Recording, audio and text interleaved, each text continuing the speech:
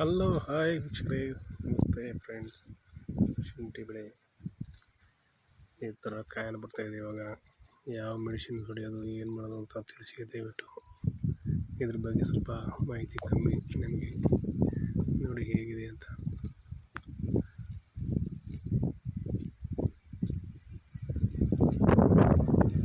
White ಗಿರಿ ಬರ್ತದೆ, ಚುಕ್ಕಿ ರೋಗ ಥರ ಇದೆ. ಏನೋ ಅಂತ ಸ್ವಲ್ಪ ಮಾಹಿತಿ ಕೊಡಿ, ಗೊತ್ತಿರೋಂಥರು. ಇದು ನಮ್ಮದು ಒಂದೇ ಒಂದು ಹಸು. ಇದು ನಮ್ಮ ಒಂದು ಅಲ್ಲಿ ದೂರದಲ್ಲಿ ಕಾಣಿಸ್ತಾ ಇರೋದೇ ನಮ್ಮ ಮನೆ.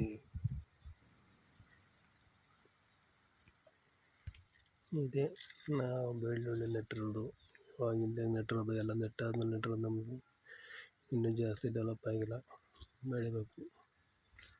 ಶುಂಠಿದೆ ಕೊರತೆ, ಸ್ವಲ್ಪ ಖರ್ಚು ಮಾಡಿದ್ವಿ, ಆದರೂ ಬೆಳೆಯೋಕ್ಕೂ ಸರಿ ಇಲ್ಲ ಅಂತ ಕಾಣಿಸ್ತೈತೆ.